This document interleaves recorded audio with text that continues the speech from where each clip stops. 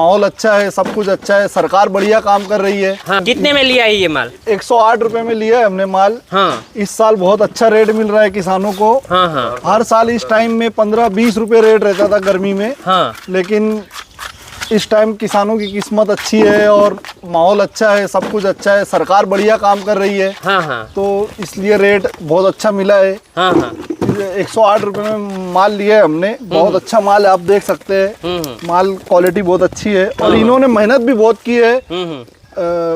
कि ये जो जेत्सी भाई किसान है, ये सब जगह इनका बहुत नाम चलता है। लोग इनसे पूछने आते हैं कि हमने कैसी दवाई लगाना है, क्या करना है। ये सबकी मदद करते हैं, सबको बताते हैं और इनको रेट भी बहुत अच्छा मिला है। और हम चाहते हैं कि इनको और भी अच्छा रेट मिले। निकला है इनका ये आखिरी माल 20 टन माल निकला है इनका। टोटल माल 20 टन निकला है।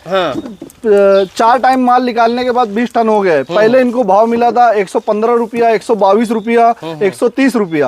आज माल 108 रुपए में दिया इन्होंने। बहुत अच्छा माल में अच्छा माल बनाते हैं, बहुत अच्छा रेट भी मिला है उनको। तो ખેડૂત મિત્રોને બીજું પણ આપણે કહીશું કે આ લાસ્ટ માલ છે છેલ્લો ઉહીડ્યો, તો કોઈને પણ જો આવી રીતનો લાસ્ટ માલ વચેલો હોય તો બહુ સારો ભાવ છે અત્યારે, તમે આ વેપારીઓનો કોન્ટેક્ટ કરી શકો છો।